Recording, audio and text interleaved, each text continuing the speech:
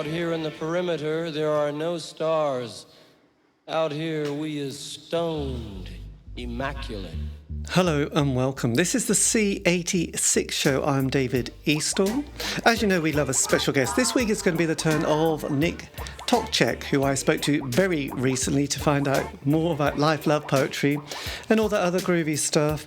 Musician, poet, journalist and also amazing organiser of hundreds, if not thousands, of gigs in the Leeds and Bradford area, and has got a prolific life, and also not only in the world of music but also in the world of magic, and been a detectorist as well. So you're going to find out more about that and lots more, and also I'll put a link to his website in the notes below, so do check it out.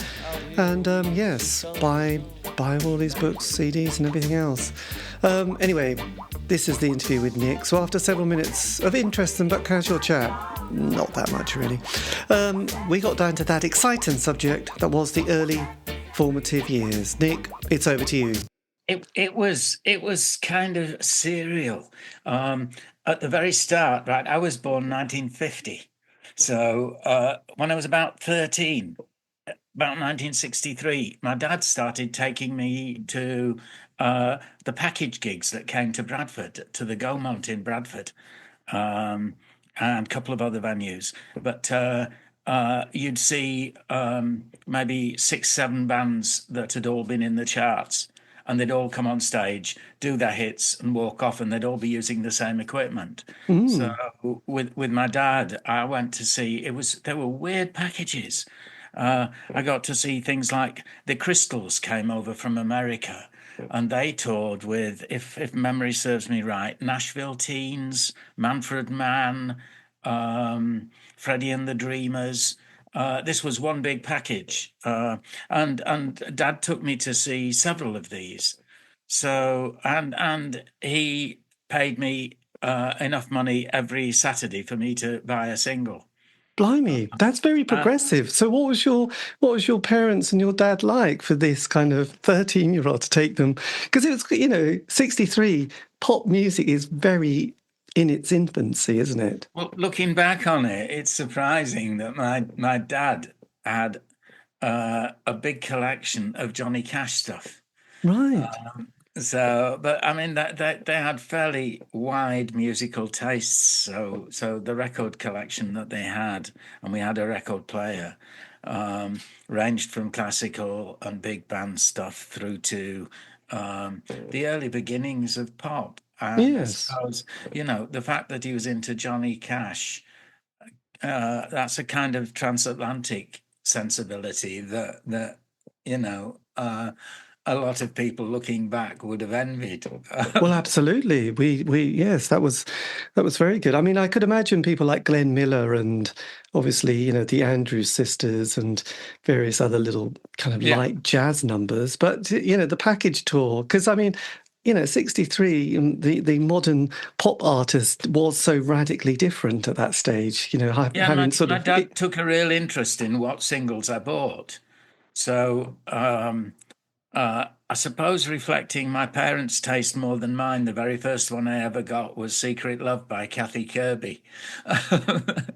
Blimey. Secret Love. I got better than that afterwards. I very quickly got into bands like The Animals. I was into blues. I started buying imported blues EPs. Yes. Some of which I've still got.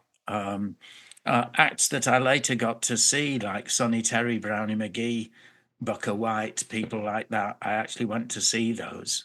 Blimey, did you get to see Hendrix and Humperdinck on one of those tours? No, I would have liked to, but I missed out on the load. I didn't really get into seeing live bands, although the first band that I actually went to see was with friends from school, and I toured overnight for tickets and got row 5. And that was 1965. And that was the Rolling Stones. Right, so you saw them in the Brian Jones period. Yes, yep. And you couldn't hear a thing. No, it was screaming. It was, and the fact that they had tiny little amps. Yes, they look quite comical now. Even on row 5. My lasting memory is a good one. Is of the girls on the row in front of me all standing on their chairs, so I couldn't see. Right. And after a while, because of all the screaming, I sat down, and the girl right in front of me got so excited, screaming "Brian, Brian, Brian," that she weed herself, and it splashed all over me. Yes, I was expecting you to say that in a way. It was like, yeah, that was another first in your life. That became my lasting memory of the actual tour, of the actual gig. But no, I mean, the fact that I actually got row 5 to see the Rolling Stones back then was cool. Yes, absolutely. And then variously through my life, I've had times when I've seen stuff that have been just lucky. So, for example, I was at Edinburgh Festival. By then I was touring. This is the very early 70s. I was at Edinburgh Festival, and this guy stopped me on a day that I happened to have free. We didn't have a gig. I was wandering through Edinburgh, and he stopped me, and a very big white guy who turned out to be Judge Dredd, who was involved with reggae. My God. He persuaded me to come in and see some bands. And he said they're reggae bands. And I hadn't heard much reggae. Most people in England hadn't. And no, we didn't even... of us to come in, because he'd got Old Grey Whistle Test filming it. But the Whistle Test crew had said, if there aren't more people in the audience, we're going. So he was standing there stopping everybody. And it's actually online. You can see it if you put in Edinburgh Festival, 1973. Right. Reggae. I will. And I got to see Nicky Thomas and the Cimarrons and a whole load of other really early reggae acts. I think the Pioneers were on the bill, the Maytals. But it was an astonishing collection of acts. I know. It was probably, and you didn't even have to pay for it. No. And slightly better than that, actually, to induce me to come in, he promised that he'd make sure I enjoyed it. And me enjoying it was him giving me and a whole lot of other people that he'd urged to come in, which included women who were just shopping and that. If you watch the video, it's really, take a good look at the audience. I'm standing there at the very end with hair down to my nipples and below, looking slightly glazed, and that's because what he gave me was a spliff almost the length of my arm, and a bottle of Coke. Blimey, it's like a Camberwell carrot. Yeah, the bottle of Coke contained whiskey. Right, there you go. To make us seem enthusiastic, we all had to move down to the front. We had to drink whatever he'd given us, smoke whatever he'd given us, and look enthusiastic so that it got taken by Old Grey Whistle Test. Otherwise, he was going to owe tons of money and not be able to afford to pay the guys for having travelled over from Jamaica to England. Well, there you go. It's a resourceful person. And it must have worked, because it was a featured programme on Old Grey Whistle Test, and I was delighted to see myself there. Well, I would imagine I will definitely be the earliest existing film footage of me. Well, that's fantastic. So when you got to like 66 or 65, 66, did you leave school at that stage, or did you stay on for O-levels and then, or CSEs? I got expelled from school. But I was at Bradford Grammar School. I got expelled from there, but only after I'd passed my A-levels, because the head got a bonus if he got more people through A-levels. But he was waiting to expel me. We didn't get on, and he told me I was a waste of space and all sorts. So I got expelled, so I didn't actually leave school. I was thrown out, but I'd only got a few weeks to go, so it seemed almost irrelevant. I wore it as a badge of pride. Well, absolutely. So did you get your A-levels at that stage? Yeah, not very well, but I got okay A-levels, and I went to Birmingham University, took a degree in industrial metallurgy. Yes, well, who didn't? Well, actually, I say that because actually, coming from East Anglia in the countryside, I mean, most people, and this was in the 70s and very early 80s. I mean, most people were leaving school without a CSE to their name. So getting an A level was like, my God. And my brother in the mid 70s went to university, and in the village, it was like unheard of. It's like not only did he do an O level or more than one, an A levels, he went to university. It was like I was the unheard of. first in my family to go to university. Yeah, and Certainly for a couple of generations. Well, I think, it. my granddad did on my mum's side, but I was the first. I went to Birmingham University, and that was 68. I went to Birmingham University. I was 18. Yes. So had the Summer of Love, it sounded like you were sort of embracing it with your long hair in 72, 73. So had the Summer of Love, which was 67, had that sort of, already tempted you into I was really heavily into music by then, really heavily. I had a friend who lived in a house on his own, which was amazing for this was when we were about 16, a couple of years earlier. Lived in a house on his own. His parents had a care home, and he didn't get on very well with his parents, so he just announced that he was moving out into the house at the bottom of the drive. The care home was an old house, and it had a gatehouse, a big old house. Yeah. There was a gatehouse at the bottom of the drive, and he said, I want to move in there. And his parents actually agreed to it. So he just lived in this gatehouse on his own.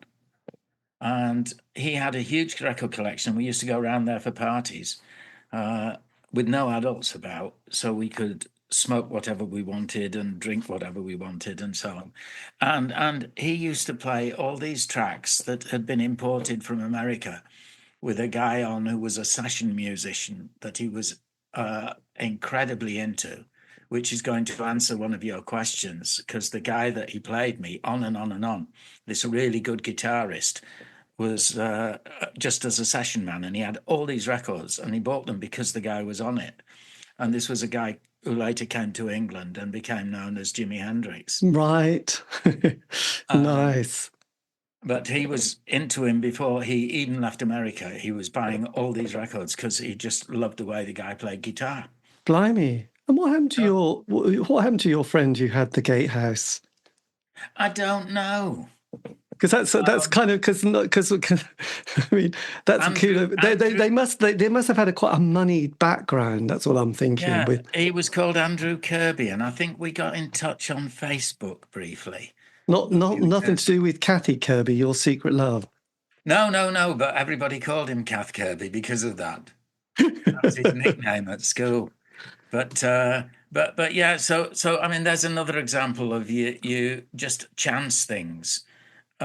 Lead you into stuff, and most of all, when I was leaving university, when I'd left university, rather, I stayed on living in Birmingham, living in Moseley, and I was running an arts festival there in Moseley, one of the first community arts festivals in Britain, and then along came punk in '76. Yes, that blew that one off, didn't it, completely? Barbarella's in Birmingham was putting on bands. Yes. I was one of 20 people who saw The Clash. And that just changed my life. Yes. I'd never seen a band like that, ever. So going back, extraordinary. Just going back, because in East Anglia, during that very early 70s period, I mean, 71, 72, they started doing these fairs. Not festivals, they were called fairs, like the Barsham fairs, the Albion fairs. So there was a lot of that kind of movement. There was being people, again, who were a little bit more switched on. I did loads of those. Okay, because they'd been slightly switched on because, again, they would have got A levels and university, so they kind of became aware of things happening in America, came back, had a very, and you could imagine, and you would have been living it really, that the 60s had this beautiful rainbow of time, and then you had the death of... There was the Rainbow Fair, there was Rougham Fair, loads of them. Oh, yes, my God, you were there in the 80s. Yep, and the peace convoy used to turn up at each of them as well, who were notorious. That's another story, isn't it, the peace convoy? Ironic name, really. I can tell you a nice story about that. Oh, brilliant! Did you ever get? God, this is quality radio now, isn't it? Did you ever get this book, the Sun in the East? No. Oh, it's kind of being put together, and it was done. It was quite sweet at the time because obviously the guy was like, "Oh, put this book together; it'll be amazing." But it was kind of the end of the fairs and festivals that we know. So he writes in it a lovely bit at the back, you know. The man who was really operative in getting me there and other people from up north was a guy called John Rowe. Yes, John Rowe. I've interviewed him. Well, John Rowe was the best man at my wedding.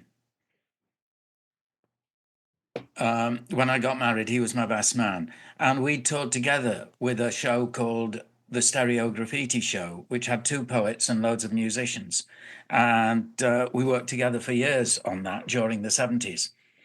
And John and me are still really good friends. I mean, he's now gorgeous. running the World Poetry Cafe. Yes, yeah, that's right. Doing all sorts of stuff to do with that. And he's going out to Morocco every year, and he's just been a Santa Claus again because he looks so much like Santa. He does. He does double for him. So during that period of your 60s, though, you know, you'd have had suddenly, you know, from that Summer of Love to Brian Jones dying to Hendrix, Joplin, Morrison all dying, Altamont, you had the whole Charles Manson thing, assassinations. You got the order wrong there, but yes.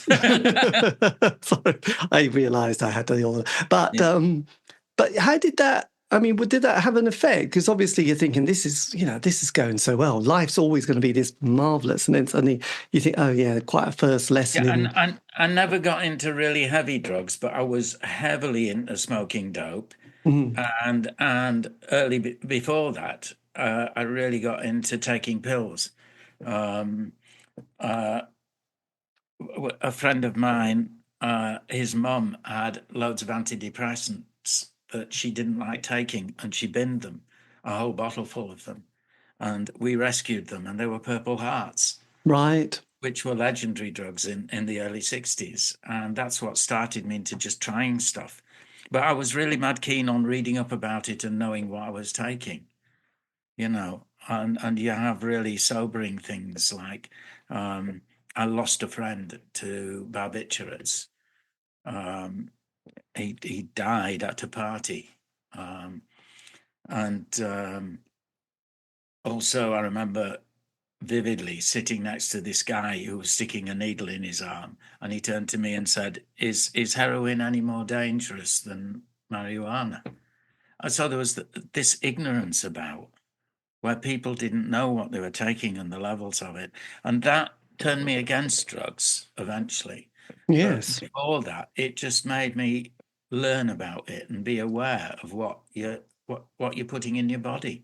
Yes. And had you gone on to any spiritual quest at this stage? Had you sort of started getting tuned in, turned on? And... Oh, no. I didn't like that side of hippiedom one bit. Really? No ley line stone circles? You're in a... No, absolutely not. Absolutely not. You didn't gather on the full moon and start chanting? I vaguely spent a little bit of time liking conspiracy theories, but I quickly went off them as well. You never saw yourself in a teepee? No, I mean, we did a holiday recently where we got a yurt, but that's because it had ceased to be hippie and it was just comfy. Right. Okay. You went glamping, did you? Yeah. But so you didn't have joss sticks in the house? No. Right. No, absolutely not. And dream catchers? Any dream catchers in the window? No, none of that stuff. No.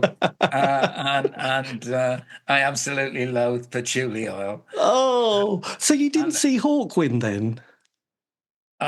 No, but I did see what was he called? Nick. Nick, yes. I'm not Nick Drake. No, Nick Turner. Yes, that's it.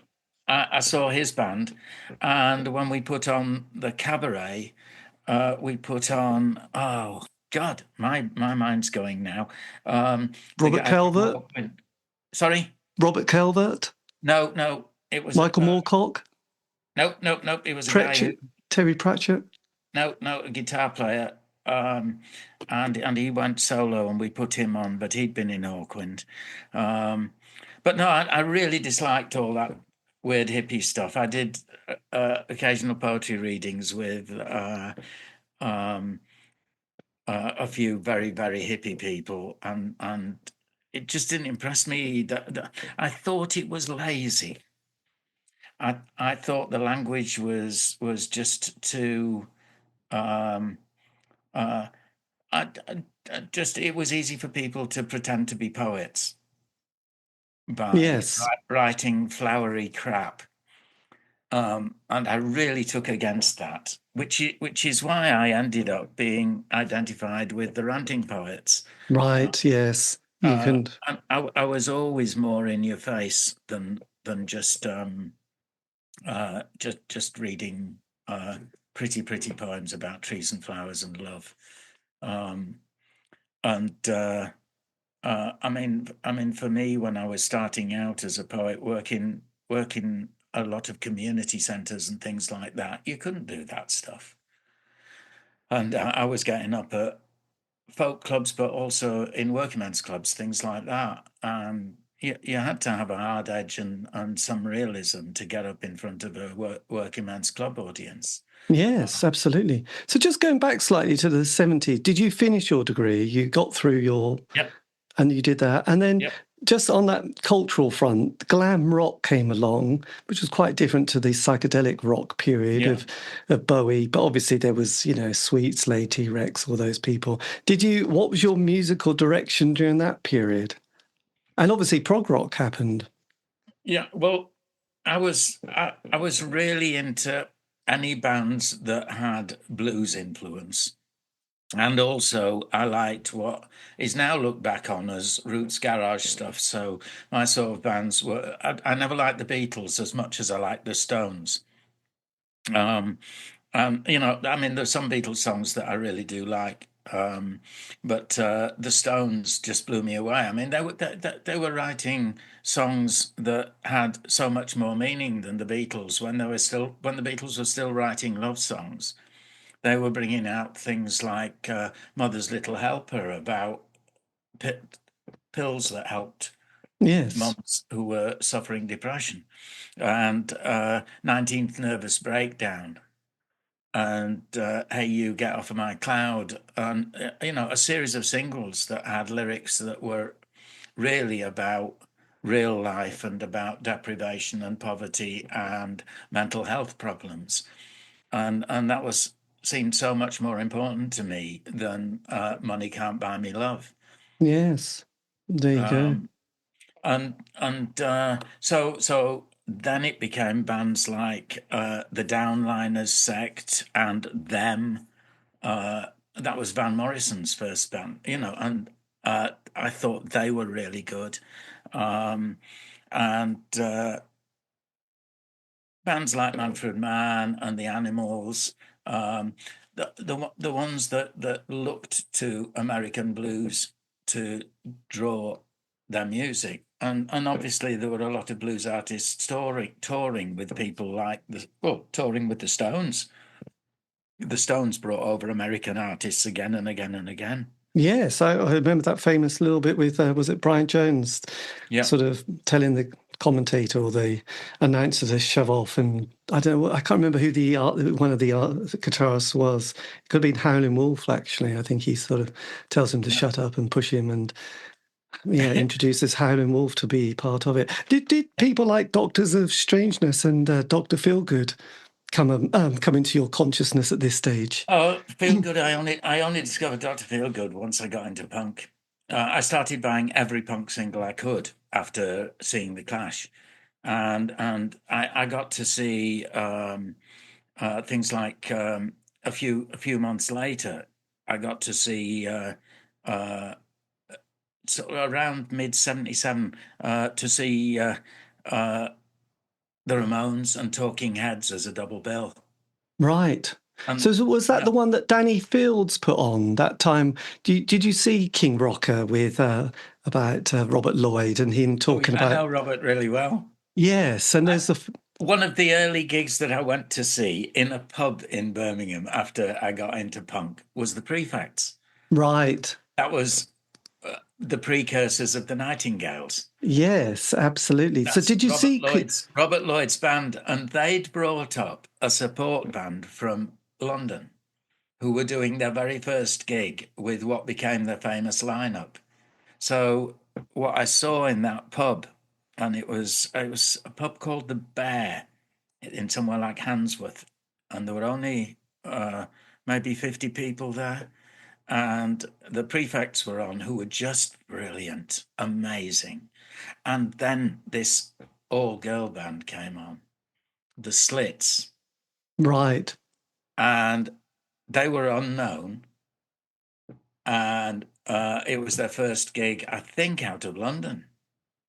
But they were just astonishing, utterly astonishing. And the way they crossed punk with something way beyond punk and reggae all mixed together was just breathtaking. And Yes. the Prefects, you know, you know what the Nightingales created. The Prefects were doing it, and I mean, to my mind, the Fall wouldn't have existed without the Prefects and the Nightingales.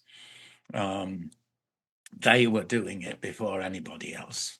Yes, absolutely. Amazing. So but you'd also said you'd started this community arts festival as well. Yeah, in Birmingham. So what was the shape of this? Was it a sort of a week, 2 week event, or was it a bit like the arts labs of the 60s?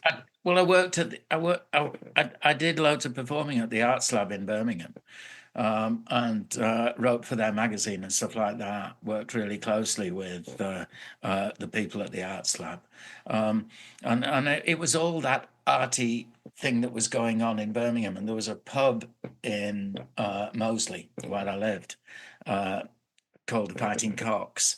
And you could go there on a Sunday night, and I'd get up and perform there, and there'd be loads of people performing, including loads of people from the general music and culture scene. So from people like Victoria Wood, she'd get up and do stuff.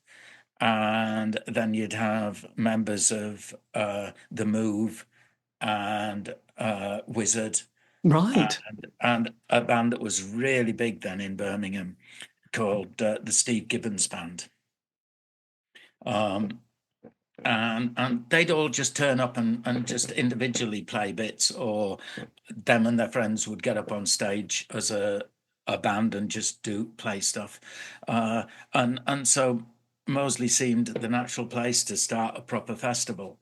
And a couple of other people came up with the idea, and the three of us got together and ran the first one. And soon after that, they dropped out, and I carried on and ran the others after that. And Birmingham Festival, Moseley Community Arts Festival, is still going. Blimey. It's still a yearly thing, and a spin-off from it when I was running it was the Moseley Folk Festival, which is also still going as a separate festival. But I was actually at the meeting where we decided to call it Community Arts, and there was another one set up in Birmingham. The meeting was in Birmingham, and we discussed for ages what to call it, and thought Community Arts would be what we call it. And Moseley Community Arts Festival was the second one. There was one just about 2-3 weeks earlier. I think it was Tamworth Community Arts Festival, and then ours were the first two community arts festivals in Britain to use that name. Blimey. Community Arts. So I mean, I really by then was getting really immersed in working within communities, which is why I went on to be a poet, working in working men's clubs, community centres, things like that, and why I was so much against the hippie stuff, because that just didn't cut. you know. No, my God. I mean, though I do, I was a little bit too. I was a bit too young for that kind of movement, like I mentioned. But punk fitted it perfectly. I mean, not that punk could get up in a working men's club all the time, but punk was that basically. Anybody can have a go at this and properly do it. But it was more serious than the self-regarding me stuff that was hippiedom. yes, Not all of hippiedom. There was lots about hippiedom that I did like, and I had lots of long-haired friends, and we, rap into the night about all sorts of stuff. But I was never into that self-indulgence that was really drug-centric. yes. Did you get into those ideas of things like living in community and self-sufficiency and sort of living on the road? No, I kind of missed out on that, but I had friends that did that. But my idea of living on the road was touring. I was from getting my degree. I worked full time as a writer and performer, and have done that since. I've always done that. Yes. And that's still my living now. I'm 74 now. It's still what I do to earn myself a living. I'm a writer performer, and that's it.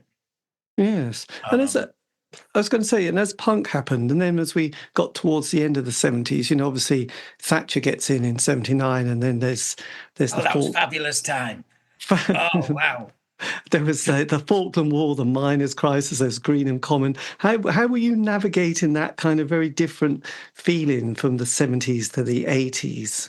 Oh, it was just such a buzz to actually be the enemy within, which is what she called us. But no, I mean, it was perfect because you had real targets to have a go at. And Thatcher was the perfect one. What a gift. Everything about her was despicable. It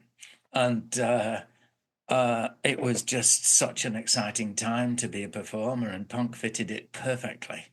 Yes, it was sort of, and also at that time, and one of the reasons I think there's been so many bands in the 80s, so you had good sort of social security, but then you had job seekers allowance and enterprise allowance schemes, and people got their their benefits and their housing paid for, rent, and then council tax, and had something like £38 a week to live off, which if you were into TVP and barley cup, you could happily survive on that with a tin of tomatoes. Yeah. What I mentioned about influences is the fact that what running those festivals did was absolutely root me in anarchy, which I'm still rooted in, and that is not anarchy as in smash the system, all that sort of thing, but anarchy as I'm an individual. An individualist rather than a collectivist. But I really feel that one of the things that is important to have as a motive is to question those in power and question the forces that they represent and that they create. And the job of someone who's an anarchist is to do that, to question the powers that be. And that anarchism puts you outside of politics in a sense. So, I'm no more a lover of Keir Starmer than I am of Trump. We're ruled by millionaires. What is that about? Yes, absolutely. And now politics is simply about cult figures and about wealth. And how have we got to that point in our politics? It's why I wouldn't dream of moving away from being an anarchist, because I know that's wrong.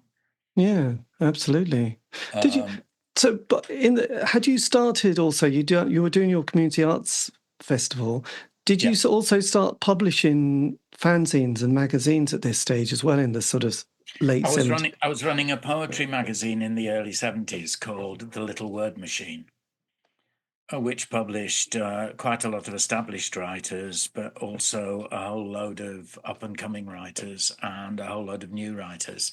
So, there were people like Pete Brown, who wrote lyrics for Cream. Oh, yes. And the Liverpool poets, all of them were in the magazine. My God, Roger McGough's going to be in Norwich next with this coming couple of months. All right. Nice man, like him. But a whole lot of others. Jeff Nuttall, who was a Bradford poet. Oh God, he was it Bomb Culture? Yes, absolutely. Yep, he was a really good friend, and he really helped me, and helped establish me as a writer. He got me an award as the most promising new writer in Yorkshire. Which was an experience, because I went to Ilkley Literature Festival to receive the award, and the person receiving the award as the established writer was Philip Larkin, and the two of us got absolutely pissed together, and we corresponded afterwards. So I've got letters from Philip Larkin, which is doubly nice because there's a book out now, The Complete Letters of Philip Larkin, and it's not complete because they don't have the ones that I've got. Yes. God, that's amazing, Mr. Larkin. But it was Jeff Nuttall who got me all of that. And he was an extraordinary figure. I'd like one day to write a book about him as well. Who's the other Yorkshire poet called? He's sort of Tony or Anthony, and he did Harrison. Pardon? Tony Harrison. Tony yes. Harrison. Yes. Yep. He did something plays. I can't remember the mystery plays. Yep. Did you know Tony? Yes, I did. He was only in Leeds, and I'm in Bradford, so yeah, not well, but we did meet, and and he did a really outrageous poem that was fabulous. But I got to know quite a lot of poets, and because of running the magazine, I published some establishment poets. Even W.H. Auden was in. Right. Blimey. So yes, I remember. Well, the guy I just mentioned about Richard Barnes. Seamus Heaney was in the mag too. Yes. Look, this guy who also did the book on East Anglian Fairs did this book. I'm not sure. Did you ever come across this? The Green Book of Poetry. You see, there's a sort of more of a hippie movement coming on here, isn't there? Yeah. No, I don't recognise it. Who did it? Well, it was done by Frontier Publishing, Richard Barnes, who put it together, and yes, the poet who I really liked from the very hippie end of it was Heathcote Williams. Do you know anything of Heathcote Williams? Wrote Whale Nation and all sorts of extraordinary books. An amazing figure. No. He's dead now. Yeah. Heathcote Williams. Just a sec. If you give me one moment, I've got a bag here because I was going to write some stuff about Heathcote Williams. So I have here. Yes. I can show you. Right. His hippiedom going against the extermination of elephants. There was this book called Sacred Elephant. Yeah. Did a book here called Autogeddon, which is his hatred of cars and the takeover of cars and what they're doing to the planet, and Whale Nation, which is about the destruction of the seas and destruction of whales and all that. So he was very much into ecology. But if I can reach into, you can hear me rooting through a bag. He also did a book about meditation, Islamic peace warrior. So it was about people in Islam who fight for peace. Falling for a Dolphin was another book about his love of the seas. The speakers, he interviewed loads of people speaking at the most eccentric people he could find. The cover of the book is a guy whose face is covered in tattoos, who were speakers at Speaker's Corner. Right. in London, and he portraits of them. Royal Babylon, The Case Against the Monarchy, Heathcote Williams, and one of his last books, Boris Johnson, The Beast of Brexit, A Study in Depravity, by Heathcote Williams. And then he died. What a shame. It was a shame. He was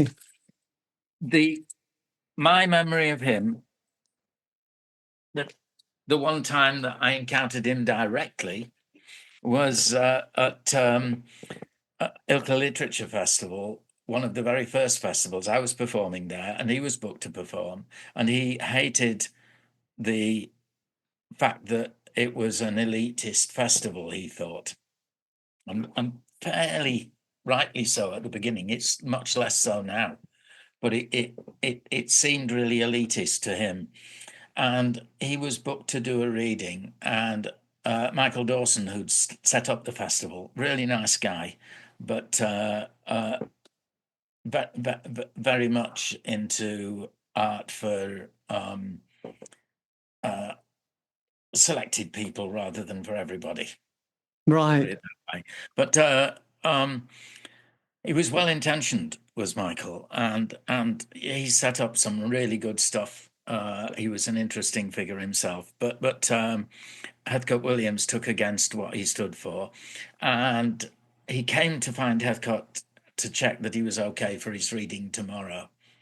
And I happened to be there, and Heathcote said to him, "I've done it." And Michael said, "What do you mean you've done it? It's not till tomorrow." And he went, "No, I've done it." And he said, how have you done it?" And he went, "I went out on the moors and I read what I was going to read to the sheep. Can I have my money, please?" And Michael paid him. Ace. That was excellent. That is such a good story, isn't it? Utterly astonishing. Yes. God, you got to have some front to get away with that. Yes, absolutely. So, I mean, anybody listening to this, check out Heathcote Williams. Oh, well, yes, absolutely. Spelled Heathcote, but it's pronounced Heathcote. Heathcote Williams. Yes. So then, just going back to the 80s then, how did you, we have Thatcher as our sort of, place in our sort of, kind of that layer of the 80s. How did you progress through the 80s? I really got into doing punk stuff. I organised loads of punk gigs. In late 82 onwards, I was doing them every week, first in Keighley and then in Bradford and Leeds. I was putting on a whole lot. I mean, the first few gigs that I did, the very first one in Keighley was headlined by The Business, who'd recently done a gig in London with the Foreskins, where there'd been a riot, Hanbury Tavern. There'd been a riot, and loads of skinheads had turned up in an Asian area, and there had been fights, and the pub got surrounded and got burnt down.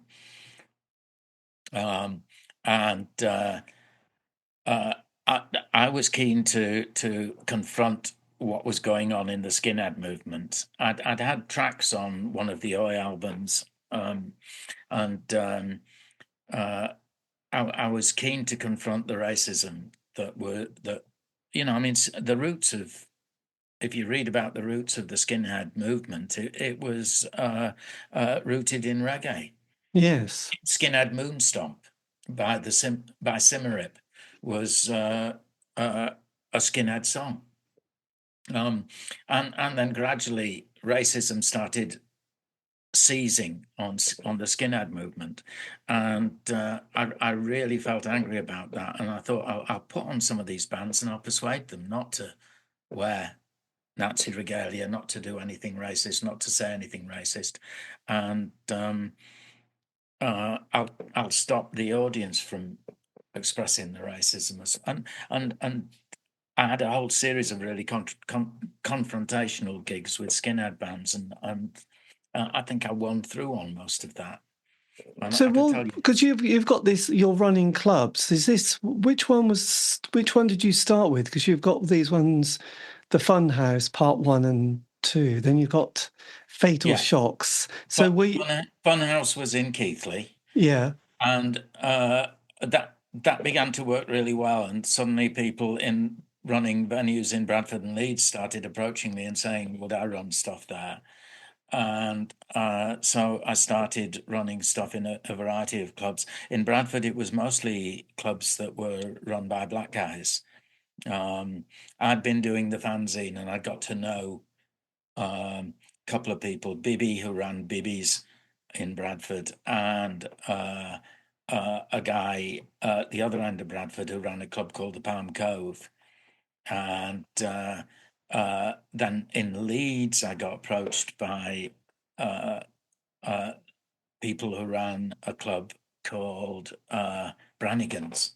And right. that's when I started working in Leeds. It reached a point, once you're running 1 gig a week, it became easy to do more. And at one time, I was running 5 gigs a week. Blimey, you must We have been got absolutely we shattered. got young kids, and I'd stopped touring quite so much, and because we'd got young kids, it meant that I could be running the gigs in the evening, but I could be there during the day to take the kids to school and pick them up from school while my wife was working, and then I'd go and run these clubs. And then we'd have the people who'd come back to our house often. This was actually people coming back to our house was just before we had kids.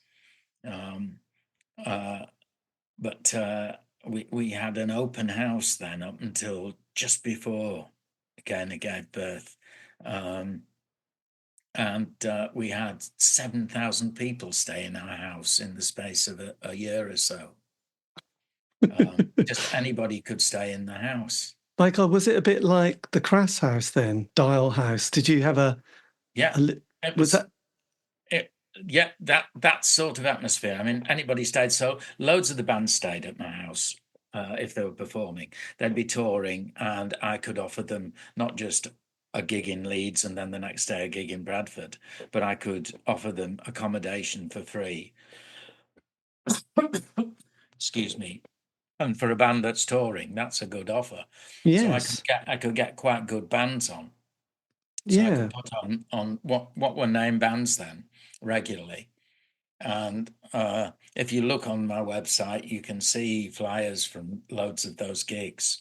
And were you kind of, because there was a book that came out probably 2 years ago now about the Leeds, this kind of sort of art scene that happened in Leeds during Yeah. the sort of that sort of, was it the Three Johns, wasn't it? And that were you kind of, had you picked up on that sort of movement? Yeah, I put Three Johns on. I put them on, I think, a couple of times at least. I think I put them on with New Model Army one time. Blimey. Um, and I mean, also later on, I was putting on other bands. So I put on bands like King Kurt. That was crazy. Bit of a psychobilly. Yeah, I put on loads of psychobilly stuff. The Meteors were the main psychobilly band. Right. But I put on loads, and I actually run psychobilly clubs for a while. And then I put on things like Sonic Youth, who were the precursors of the whole of grunge. Yes. Sonic Youth really were the people who started what became Nirvana and everything like that. Yeah, well, I remember their first couple of albums, Sister and Evil, were Yeah. just amazing. And then they had Daydream Nation. I put them on. So, I mean, by then, punk was expanding into other stuff. And I mean, at the club in Keighley, my DJ was a guy called Trotwood, and he was in a band called The Elements. His band supported my band, Ulterior Motives, at a gig in Bingley. Anyway, he was my DJ, I put on Alien Sex Fiend. And Marvellous. him and his mates got on in the Elements, got on really well with them at that gig. And within a couple of days, they'd changed their lineup, brought in a female singer who was a girl who danced at the front of the stage at most of the gigs that I put on. She was called Anne Marie, and they changed their name to Skeletal Family. Fantastic. So they actually formed at the club in Keighley that I was running. And I started saying the first gig that I put on there was that the next gig, or the next but one gig, was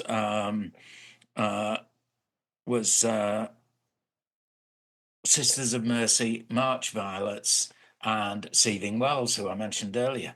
Yeah, so you sort of were there at the birth of goth rock, really, weren't you? Yeah. I mean, I paid them 80 quid for the day. It was one of the early gigs of Sisters. And one time I was even going to record one of my poems with Sisters, but it never happened. And then the next week after that, it was Sudden Death Cult. Right. Became the Cult. And so you know, it was a really exciting time to be putting stuff on, because punk was there was, you know, that second burst of punk with Exploited and Subhumans and UK Subs and Angelic Upstarts and loads of others that were really good. Yes. Did you in '83 sort of indie pop? Did indie pop start? You know, the Smiths appeared. What was your feelings about the Smiths? I wasn't very keen on the Smiths. I mean, there are a couple of songs of theirs that I do think are good, but again, it was too much of that kind of echoes of hippiedom, especially Yes. Morrissey. And Morrissey was so self-regarding. Heaven knows I'm miserable now, all that stuff. So I wasn't really keen on that, but ace guitarist, obviously. Yes. But I mean, by then I was getting really into a lot of American. I was always influenced by American stuff. I mean, I was a big fan way back in the 60s, a huge fan of Dylan. And very quickly after that, got into people like Leonard Cohen. And for me, that stuff was poetry, not the stuff that the hippies were writing.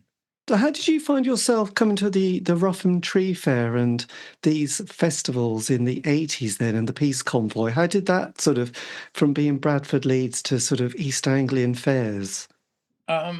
It was John Rowe. He was living in Ipswich. Yes. How did you meet John? Edinburgh Festival. Right. We were both performing at Edinburgh Festival with people like the Liverpool poets, Adrian Henry, Jeff Nuttall, Pete Brown, a whole bunch of poets. There were a lot of poets up there, so we both gravitated to Edinburgh Festival. Yes. We met and became really good friends, and we've been friends ever since. And what was your experience with, you mentioned Oi, but what was your experience like with the Peace Convoy? Peace Convoy, one day I was wandering through one of the fairs and somebody said, do you want to do you want to come into these tents? We've got a fire going and it's like a huge sauna. And they built this tent. This was the Peace Convoy. They built this tent out of plastic sheets, like bin liners and stuff like that. And it was like a sweat tent. And they got these fires going in there and everything. And we sat naked in a circle and they passed joints round. And I thought there were joints, but I turned to someone sat next to me and I said, "Oof, that's a strong joint." And she went, "What do you mean, joint? There's about 20 different drugs in there." Right. And the next thing I remember was standing in front, getting out of there because I felt two out of it. And I was standing at this stall with the munchies, wanting to buy a cake. Yes. And this woman behind the counter said, "Which cake do you want?" And by now the drugs had really taken effect. And the next thing I knew, I was inside the cakes. I'd shrunk myself down to about an inch high. Oh my And was God. inside the cakes, pushing raisins away and trying to work out which cake I wanted. Right. And then the next thing I know was hours later, I'd obviously decided that the bits of cake had been stuck in my mouth and I needed to clean my teeth. And this guy was tapping me on the shoulder and going, excuse me, you've been cleaning your teeth for over an hour. And I was standing at this tap cleaning my teeth. And I said, "What?" And he went, "You've been cleaning your teeth for over an hour." And he said, "You've cut all your gums open and there's blood all over." And I looked down and I was standing in this pool of water that was just full of blood. And it was mine. That was my experience of the peace convoy. Oh God. Never trust a hippie. No, because the way you started it, I thought, oh, you went to a sweat lodge where they were going to get all very sacred, but then sweat lodges were all about purifying and then not with the peace convoy. No, it was God. Blimey. The peace convoy. I mean, I encountered loads of them, and people were scared of them. But I just like going over and talking to people. Yes, absolutely. And as the 80s, there were some of them with guns and all sorts. It was quite frightening at times. But I just wander over and chat with people. Yes. So I got to know quite a few of them, and as far as I was concerned, they were fine. And they'd got battles to fight with the police and with Thatcherism. They did. Good for them. Good for them. They went. Yes, they did. So as the mid-80s progressed, we had Red Wedge and the Redskins. Did you come into that world as well? Yeah, very much to do with. I did gigs to do with the miners' strike and things like that, and I worked with people like Billy Bragg, Billy Bragg did a concert in Leeds just a couple of months back, and a friend of mine was there, and he sent me a video. He just happened to be filming when Billy Bragg was introducing himself, and Billy Bragg said, "When I started out, my management didn't know what to do with me, so I ended up doing gigs with people like Seething Wells, Nick Toczek, and New Model Army." So it was nice to be name-checked. Yes.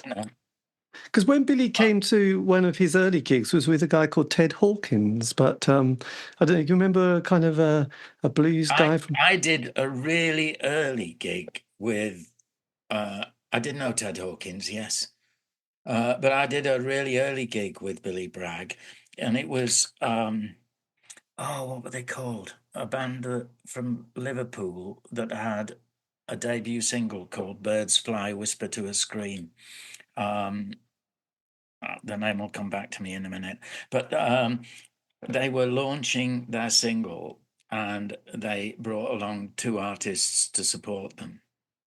And the gig, it was a weird gig. It was in a disco. The Icicle Works, yes. Icicle Works, that's it. Great band. I'd put them on a couple of times, but we'd only got small audiences. But anyway, I got on well with them, and with the manager, and they invited me over as one of the supports in this disco where nobody in the disco wanted to hear any of us. But I went on first, and then Billy Bragg, who was the other support, and then they went on. And it was a disastrous gig, but that's where I met Billy Bragg, and he gave me a copy of his first album, which he'd just brought out privately. Yes. It later got re-released, but I've got an original release copy, which was Spy versus Spy. Oh, of course. I was thinking of Back to Basics, but I wasn't sure. No, Spy versus Spy was his very first album. Because Leeds had that festival which everyone now raves about. Is it Futurama or Futurama? That was the other guy who promoted a lot in Leeds. Was that Dave Keegan? Yeah, John Keenan. Keenan, right? John Keenan, and I know John well, and we've been sort of friends for ages. but slightly distanced, because we were always like rival promoters. And John's fairly, he takes personally anything that seems to intrude on his territory. Right. So it's always been slightly edgy talking with John, but I like the man very much, and huge respect for what he did in Leeds. Yes. He was doing it well before me. And then But quite a different scene, though, wasn't it, really, to yours? Yeah, we co-promoted a huge punk gig at Queen's Hall, which is where he also put on the Futurama gigs. But yeah, I mean, you look at the bands who were on at Futurama. Jesus, he was doing exactly the same sort of stuff as I later did, but I'd say doing it better. Yeah, but he had the fan club before I even started doing gigs in Leeds. He was running a thing called the fan club, or F club it became.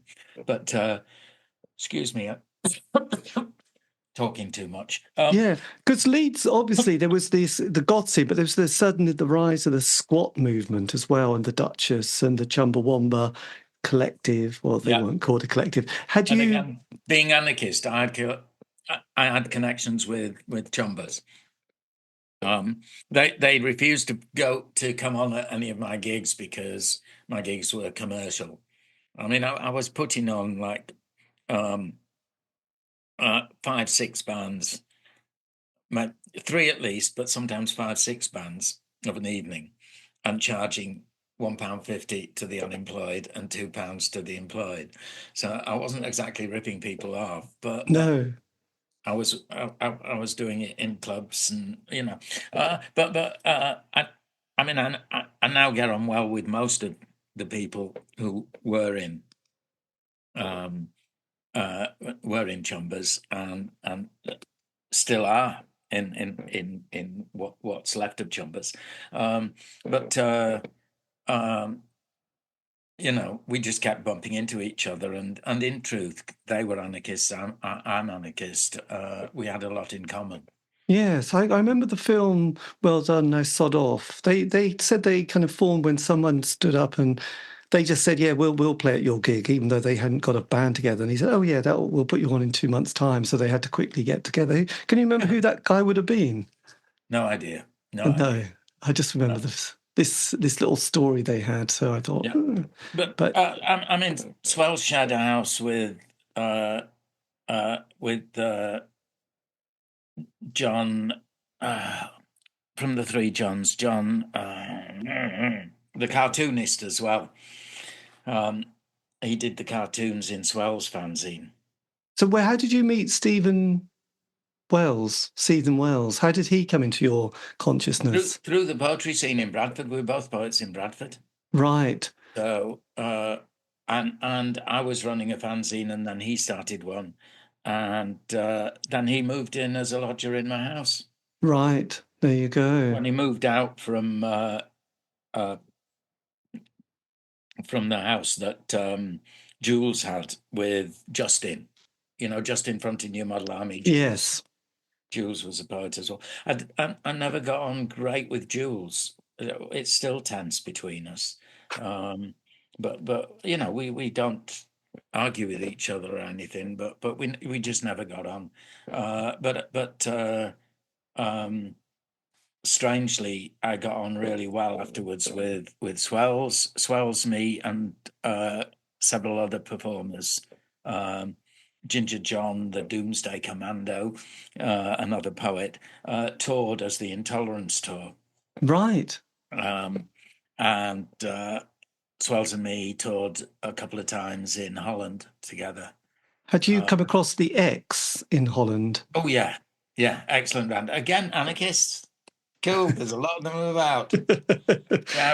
I've got a really, really good X. It's like an album. It's a double EP somewhere upstairs.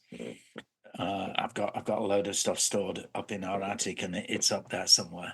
Amazing, yes. Because there was did you see King Rocker? The Robert Lloyd story, and because does Stephen Wells? They start a video company, don't they? Was there a story? Is that my? Yeah, they start making videos in the early 90s, but then fall out drastically. Yeah, that was Swells and a guy called Nick Small Yes. who ran and what was the company called? God, my memory. It was called something TV. It'll come back to me. But yeah, they did a whole load of videos for bands. They were an indie video company, Gob TV. Gob TV, yes, Yeah. classic. Yes, there you go.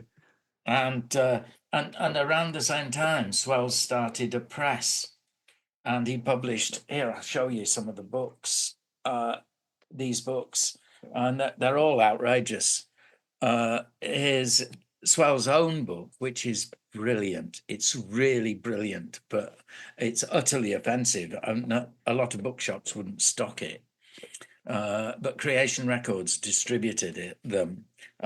Swell started a press called Attack Books. Right. His book's called Tits Out Teenage Terror Totties. And it's just full of outrageous murders, and it brings in real people, and it's truly outrageous, but it's inspired and brilliant. And then the Stanley Manley did Raiders of the Low Forehead. Tommy Udo did Vatican Bloodbath. And there's a fictional and very salacious Life of Jesus Christ written by Stuart Home, another anarchist. Did Stuart Home, was he the American who did some publication that we all bought about? I don't know, Stuart Home. Stuart Home's English, but he was a situationist, and he's written tons of books. Yes. And had you come across James Brown? James Brown was running a fanzine when I was doing the punk clubs. Yes, because he did a very good book last 2 years ago, didn't he? Yes, that's right. I think I'm mentioned in it. But no, he did Attack. I say I think because I don't know, because I've not read it, but I will do when I get around to it. I'm a slow reader. But James Brown had a fanzine, and he used to sell it at the club. Yes. Attack on Bazag. That's right. There you go. God, it's very creative. And had the Duchess, was that up and running as a regular venue at this stage? Sorry? The Duchess in Leeds. I did a couple of gigs at the Duchess, but it wasn't a venue that I used. Right. I did gigs at Adam and Eve's. I told you Brannigan's first off, then Adam and Eve's, then at the Beer Keller in Leeds, and I did some gigs at a couple of other venues in Leeds. No, the Duchess was where John Keenan was doing gigs, and I didn't want to tread on his toes. No, God, don't. You couldn't do that, could you really? How did the kind of that sort of late 80s period, there was obviously a shift. A lot of the bands, most bands have a 5-year narrative. You know, they get together, John Peel session, single, first album, second album, third album, definitely to death. You know, Transit Van, all these little art centres, they grow to hate each other and have no money after 5 years. And that kind of gig, isn't it?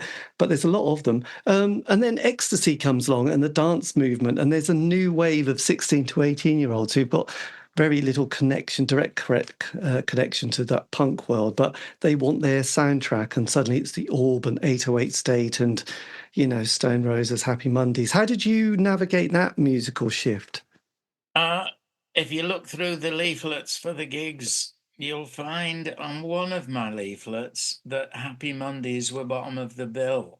Yes. I put Happy Mondays on. I would have put on a band that I kept seeing graffiti about whenever I went to Manchester, and that was Ian Brown's band. Right. Stone Roses. What they called? Stone Roses. Yeah, Stone Roses. They graffitied everywhere. So outside every railway station, there was Stone Roses graffiti, and I'd certainly put them on if they'd asked. But I stopped running gigs in band gigs in 86. Yes. And moved over to running alternative cabaret because that seemed really exciting and related more to spoken word. So I put on loads of comedians. Well, I say I did you put on the Iceman? No. The Man Who Melted Ice. No. Oh. But I mean, for example, in a pub in Bradford, we had 32 people at this gig, and it was a duo from London that I booked called the Crisis Twins, and their manager Maxine phoned me up and said, "Listen, if we're coming up from London, could we have all the money on the door? Guaranteed £80, but all the money if it goes over that." And I said, well, we need supports. She said, "I'll bring the supports and I'll compare the evening." And so Maxine compared the evening, the Crisis Twins headlined, and the two supports they brought up were a woman who came back and did some other gigs under her then name of the Sea Monster, but later on came up and gigged under her own name because I got on really well with her. She was great. And that's Jo Brand. Oh, my God. And the other support they brought up, but Jo Brand and this other support had never done a gig outside of London. Right. With the Crisis Twins, right? They'd just been promised that they'd get a lift up and a lift back down again, and they'd get a little bit of money. And the other performer that night was Jack D. Yes, I knew you were going to say Jack D. I didn't want to jump in just in case. Yeah. I thought, oh, it must be Jack. Loads of others that we put on. I told you Steve Coogan and Henry Normal and stuff like that. What about people like Julian Clary? I remember because I went put Julian Clary on, but he wasn't using the name Julian Clary when we first put him on. He was it Fanny? Joan Collins fan club. The Joan Collins with Fanny the One. Yeah, with Fanny the Wonder Dog. Yes. Yes. So I put him on. I say me. It was me and Willi Beckett. I did the bookings, and Willi and me jointly ran it.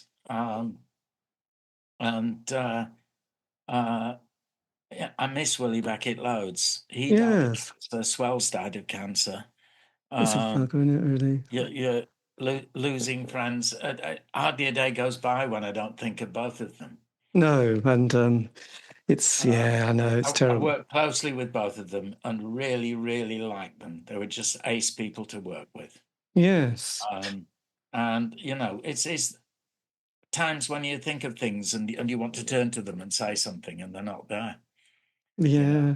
And you think they'd love this, Well, I remember the story of John Peel when he was on holiday. This is the holiday that, unfortunately, he dies. But he apparently he was talking to his wife, saying how much he was missing John Waters, the producer. Just saying, God, I really kind of have those moments where only, you could only have that conversation with that person, and I think it was almost one of his last conversations, I believe.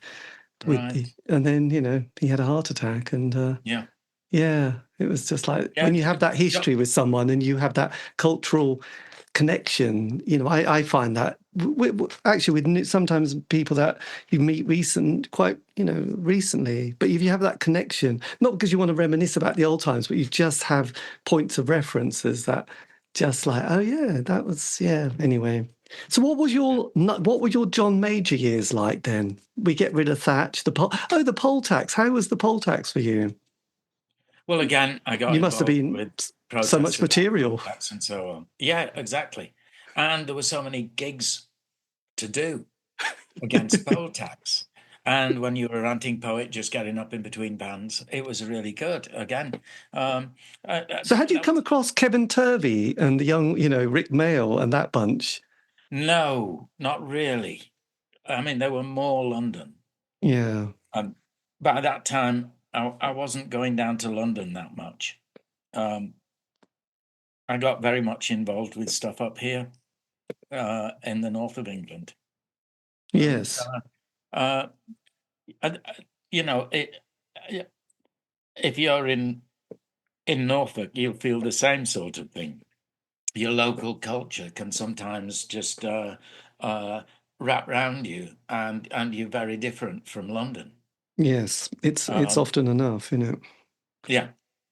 And what I always found interesting was, and whether you can remember these little establishments that started. I suppose it was to do with the unemployment, but they weren't art centres as in people put things on, but places where people could put on workshops. And there was always a photography workshop or a printing or people doing acting classes, like those community art establishments. And I often think when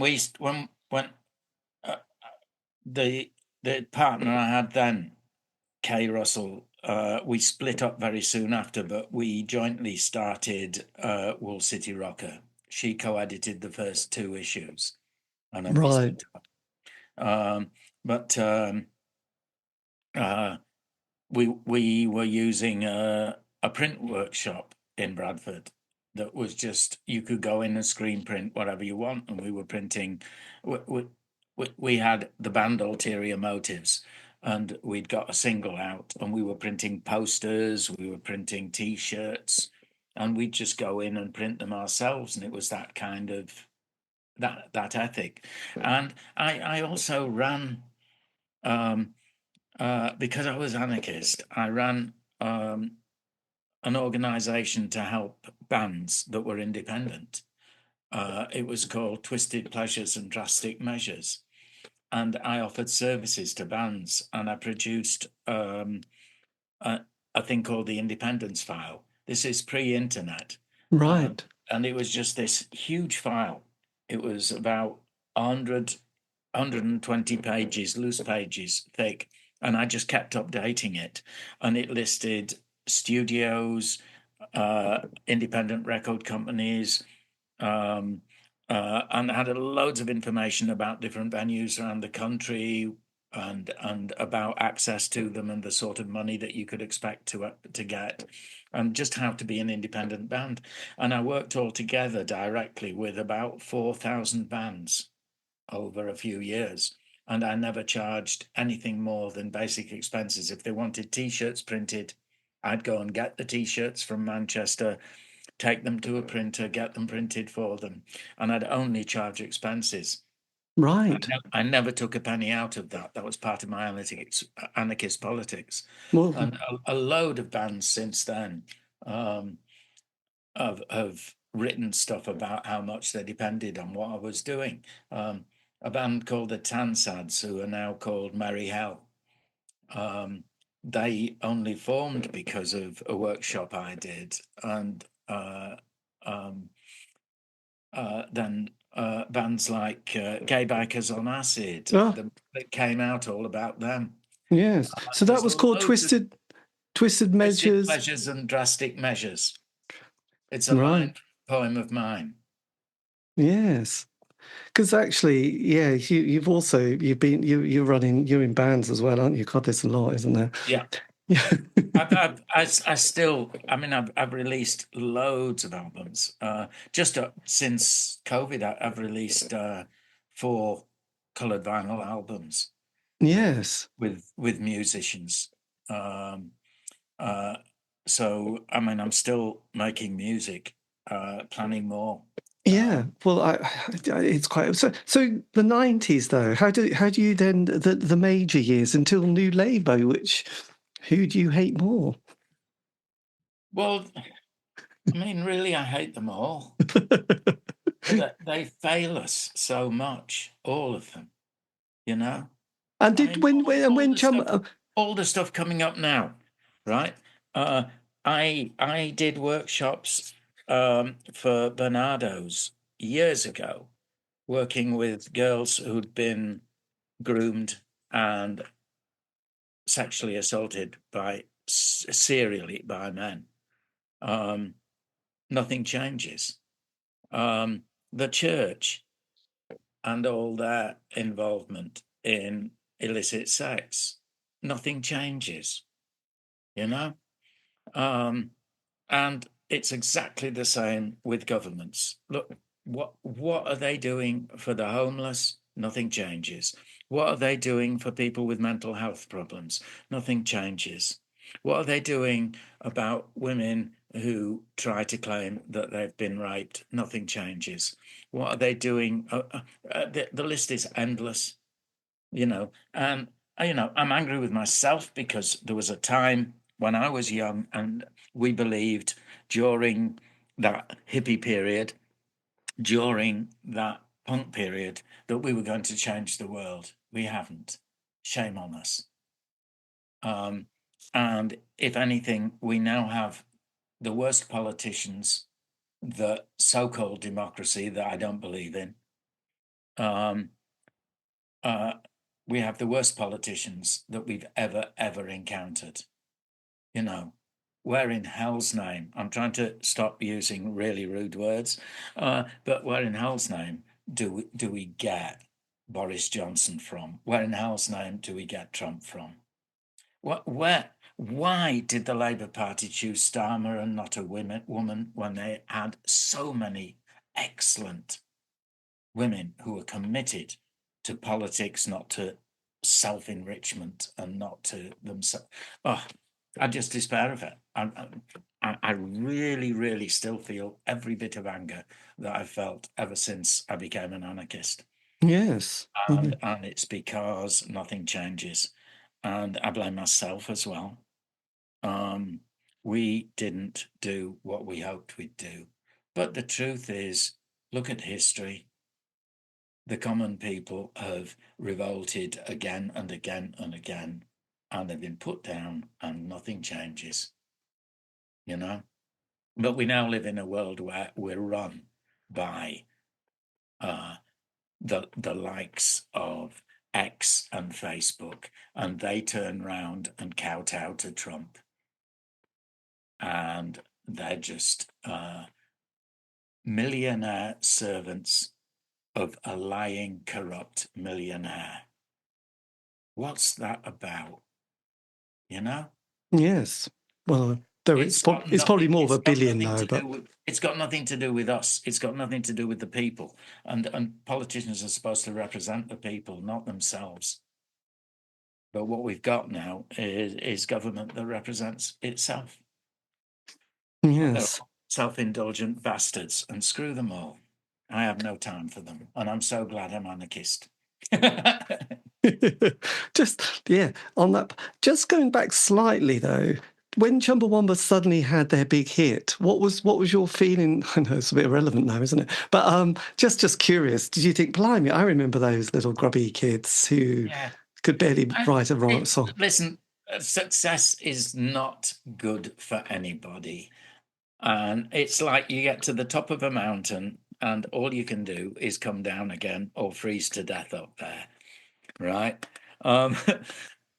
Chumbawamba asked me to introduce them at a club in Leeds after they'd had their hits. And I went along and I performed a bit and then introduced them. And they'd used the profits from their hits because there was tub thumping and there was also Amnesia. Yes, the one that everybody forgets. Amnesia.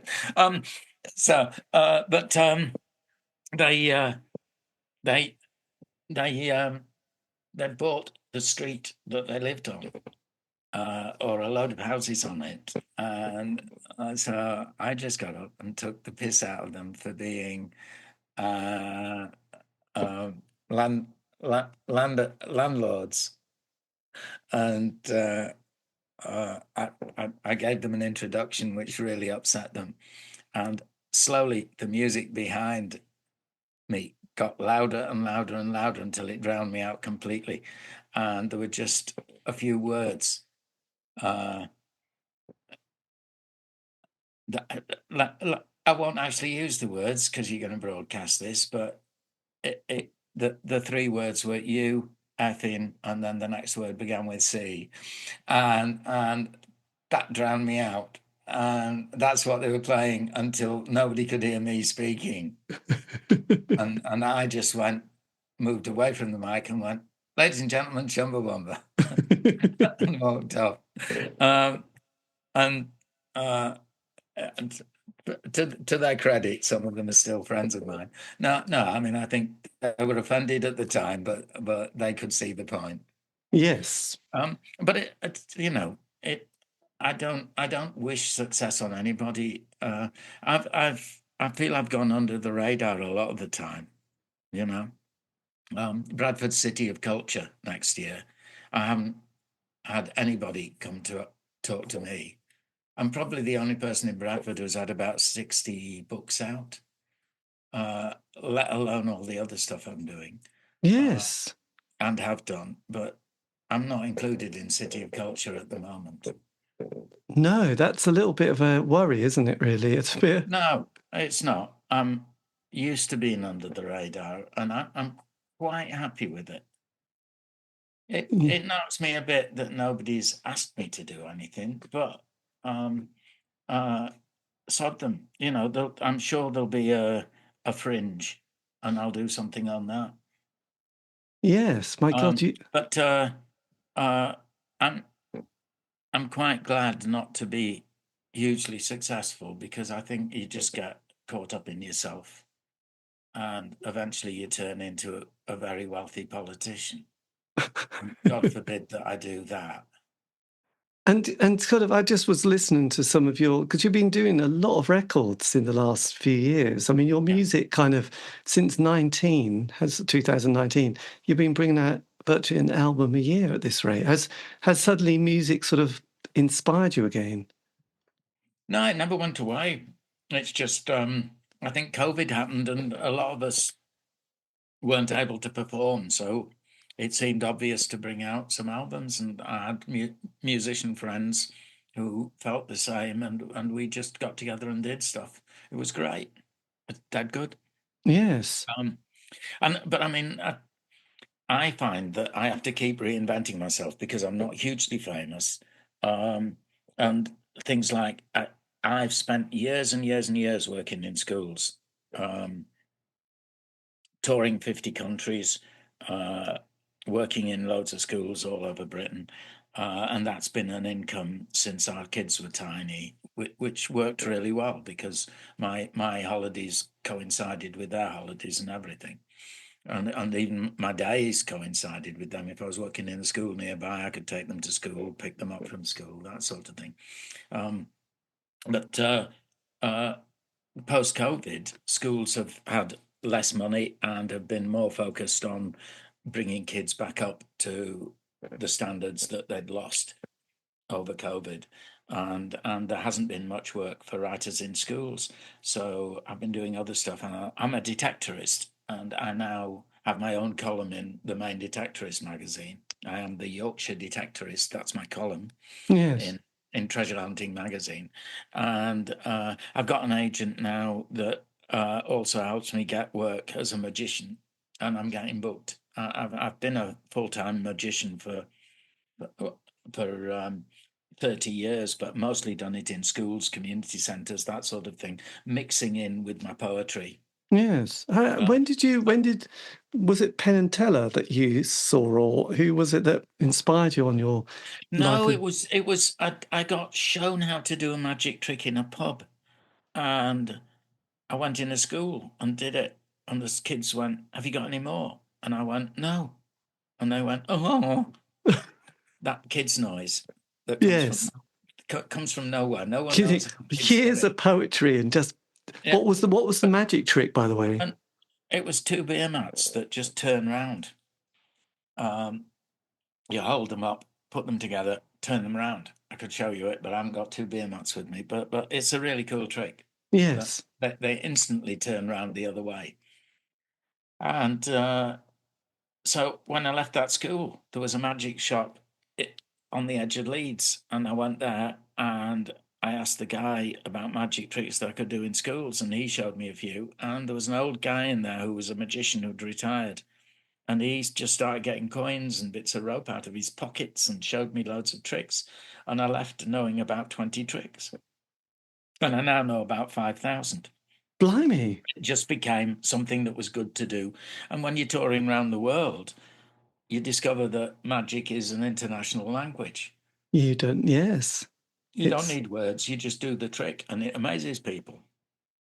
And so I just started incorporating it in, and kids with low ability or low concentration span, or bored, really clever kids, you can talk for a bit, but if you pepper it with just the odd magic trick, they get a visual break, and it brings them back again. And you can Yes. use it as a carrot. You can say, write this idea, have a go at it, do it for 5 minutes, see what you can write down in 5 minutes. Don't talk. If nobody talks, I'll do you a really good magic trick and then show you how to do a magic trick. And that works really well when I'm working with kids, especially kids who are difficult in schools. And I've specialized a lot with working with kids that are reluctant learners, partly because I got expelled. Yes. So I'm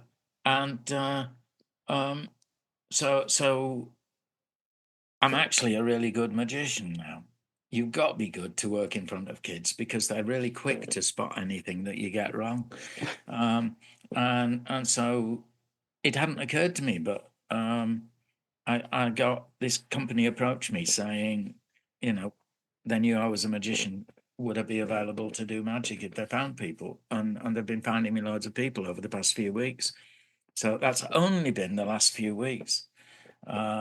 About 2-3 weeks, and I'm getting bookings working as a magician now. So that'll be something that will keep me working. Fantastic. God, that is incredible, actually. And at 74, I've suddenly changed. I only just got my column started in the magazine 3 months ago, and I only started writing features for metal detecting mags about a year ago. But now that's become a paid thing. Nice. God, features. I'm writing features every month and doing my column every month. Blimey. So, you just keep yourself going. And I know. And the TV Again, series. That's anarchist. You don't want money to get you. You don't want to be a victim of money. No. So if you can forge yourself a living year in, year out, you're independent. And I've done that all my life. The TV proper job. I was going to say the TV series that we all loved was filmed in Framlingham, Suffolk. You probably knew that, didn't you? No, go on. The series that lovely the Detectorist series that came. Oh yes, sorry, yeah.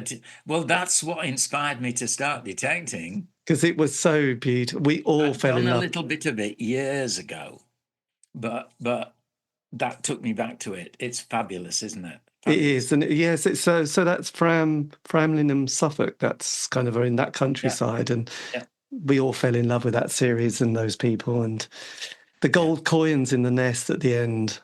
Do you know the story about that? No. True story. After they'd done the filming of that series, the gold coins falling down, right?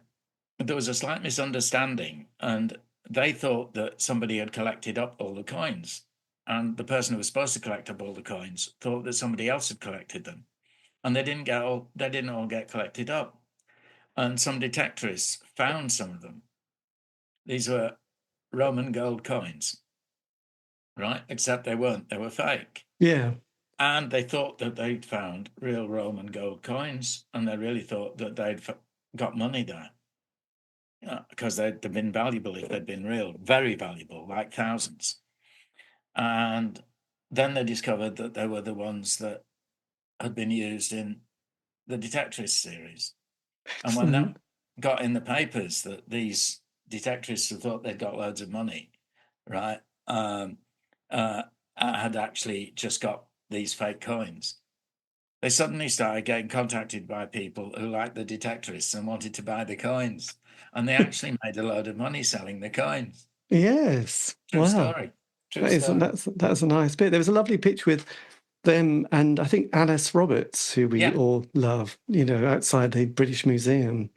Yeah, in the series, it's where she just makes the quiet appearance. She walks past them, doesn't she? Where they don't actually get to meet her, but they posed the three of them together. I only know that from yesterday because a friend of mine, Charin Singh, a friend on Facebook, sent me a picture where he's put me in with them, and there's 4 of us standing there. Oh, yes, I saw. Yes, we're big fans of Alice, who used to be a bit of a goth herself, actually. So, And there's a great series, this is decades ago on the radio, it's like the history of the world in 100 objects. And there was one about the hops and pepper pot, which I always found fascinating. It's only 10, 15 minutes for these little ones. But the hops the guy from the British Museum, isn't it? The director of the British Museum. Yeah. That's the series. It blew my mind that pepper was more valuable than gold. And that they'd hidden it, hoping to come back. And you thought, God, that must have been strange to have been in a country, decided, okay, we better bury this, the wealthy, the most important things, and we'll come back for it one day. And obviously never did. But pepper being that valuable, it just is quite interesting. Yeah, it's weird. But I mean, that's spices, isn't it? I mean, nowadays it's saffron. Yes, this is true. Weight for weight, saffron's far more valuable than gold. Incredible. So just because you've done lots of lyric writing. You did one with Baby Shambles. How did that come about? I didn't do it with them. They stole it. Oh. I was on an Oi album with that track, with my lyric. It was a track called Stiff with a Quiff, which is on the album The Oi of Sex. And my backing band was a left-wing skinhead band from Scarborough called The Burial. And they on that track, they're Nick Toczek's Britannikists. That's what the track is credited to. And they then recorded an album where they recorded their own album, and years later that was re-released with their tracks on one side, and on the other side of the album a band called Skin Deep. Right. And the guitarist with Skin Deep became the guitarist with Baby Shambles, and he must have heard my track with The Burial, and I just got a phone call from a journalist at The Sun saying, have you listened to the new Baby Shambles album? There's a track called Baddies Boogie. Have a listen to it and ring me back. And I listened to it, and it ended with my lines, which was what was said by one of my neighbours shouted at about 4 a.m. after she'd had a flaming row with the man that she was her husband, but they later divorced. He'd just driven off, crashing into 2 of her neighbours' cars because he was drunk. And she was left standing in the doorway, and she was just going, bastard, bastard, bastard. And my lines that was nicked was something about how dreadful life is with a permanently plastered, pissed up bastard, right? And that's what became their lyric. And originally it was credited to Pete Doherty and Kate Moss because they were a couple. Right. Kate Moss denied that she had anything to do with it, and her name was taken off and my name was put on. It took about 5 years of legal stuff, but I got paid several £1,000s, and I half own the song, so I get royalties. Diminishing, but I get every 6 months or so. Nice. Well, that's good. And I've never met Pete Doherty, and if he'd asked me if he could use it, I'd have gone, oh, brilliant, yeah, just credit me. But he didn't. He just took it. So, daft thing to do. Silly. But it's the only time I've been written up in The Sun. There was a I was kind of impressed that a member of The Sun had your phone number, but yeah, weird. That was a strange experience. And knew your work. That's even more boggling now. Intriguing. The only downside was a couple of times when I read my poem, people came up to me and went, "You stole that from Baby Shambles." Oh, you must have had a deep breath and went. But no, I like irony, so it's fine. So going ahead then to the rest of the decade. So did you say you're working on the various book for Seething Wells? Writing a biography, co-writing it with a guy called James Collingwood. The two of us are writing chapters, and we're getting together in about 2 weeks' time, just to compare notes and look for a publisher. We've got a couple lined up, and we're going to talk with them and see. Yes. But the book's coming together quite well. Is it a fascinating story? Oh, yeah. It's brilliant. I mean, the stuff that he managed to do. I mean, when he was dying of cancer, he was writing a regular column in the Philadelphia Weekly. He was living in America, and he documented his whole experience as a cancer victim. Okay. Right, his death. God. So will that include lots of his writing and his columns and bits? Yeah. Well, it's more, we've interviewed tons of people who knew him. Right. If the book gets the interest it deserves, because I think it's a fab story. It's not. I'm not plugging the book because I'm co-writing it, but I just think the story is something to tell. Yes, absolutely. Amazing stuff he did. When he was in America, not only writing the column in Philadelphia Weekly, but he was football correspondent for The Guardian and all sorts of stuff. And he just did so many different things as a writer, and all of them had influence. Interview anybody, which we've been doing. Interview anybody who worked in the NME, and he was probably the most influential journalist they ever had working there. Amazing. And he was astonishing to work with and to live with. The way he could produce stuff, the rate at which he produced stuff, and the speed with which his brain worked and everything. Really bright man. Yes. So, amazing. And any more music coming out? He occupied a room in our house, and just the total mess and the total chaos of him being there in our house was just great. And on the music front, any more albums coming out? Yeah, there will be. The main guy I work with most of the time, there's a guy in Germany that I work with called Tees Marson. We've done a couple of albums, but the main guy I work with is Matt Webster. Great surname because he designed my website. So he's Webster. Nice. But that is his genuine surname. And he is the main man behind Signia Alpha, which is the band I work with. It's him and loads of people that he finds who are musicians, including Paul Gray from The Damned, plays bass on a load of tracks that we've done. Blimey. And loads of other musicians who are really experienced. It's been great doing those albums. And I'm working some more with Matt. He injured his hand, so he's been unable to play. But he's recovering now, and we're going to be doing some more stuff. One is a set of poems that I've been writing about detecting, and I want to set those to music. And there's a couple of other things, and then we may well do another album together. Yes. Did you ever use that studio in Castleford, Woodland Studio? Was that ever one of those places? I've recorded in Woodlands. But no, Matt's got a studio set up in his own home. Right. So we record there. He used to have a studio down in the centre of town in this old mill, but lost that. But he's got a whole setup in his home. Yes. So we can record easily there. And those albums were all recorded in his home. Blimey. We did some recording in the studio in Bradford before it went.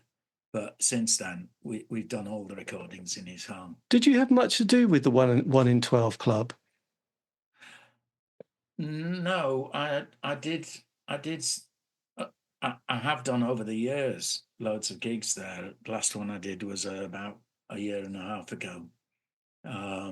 But I'm friends with a lot of people who are there. But yeah. I mean, I'm an anarcho-individualist and they're collectivist.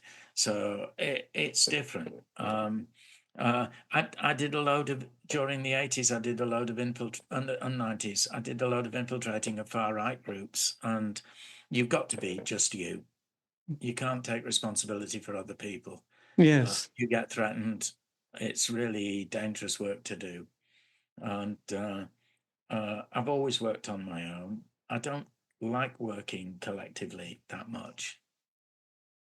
I think I'm happier working on my own. Yes. So, but loads of respect for what 1 in 12 Club does. Again, anarchist stuff. It's great, Yes. and it's a great venue, and it's been going for so long. It's an extraordinary achievement. Willi Beckett was one of the co-founders of it. Right. Um, Yeah. And, great respect for them. Gary, who does a lot of the running of it now, works closely with Matt Webster. The two of them together have written a whole series of books and released a whole series of cassettes of CDs featuring Bradford acts. They've done the history of music around in and around Bradford. Yeah. A series of books and something like about 24 CD albums, and it's just brilliant work that they've been doing. So I see Gary really regularly, and but it's a separate activity from me, but I've regularly performed there. Yeah. And did you have much to do with Hebden Bridge? Yeah, Hebden Bridge Trades Club. I performed there again. I performed there about last. How long ago? I don't know. But I've done a load of performances over the years at Hebden Bridge Trades Club. Yes. Bloody hell. So you must one day be thinking, God, you're going to write your own book, aren't you? Because your life has been quite... I hate autobiography. Do you? Yeah, it's too me again. Yes.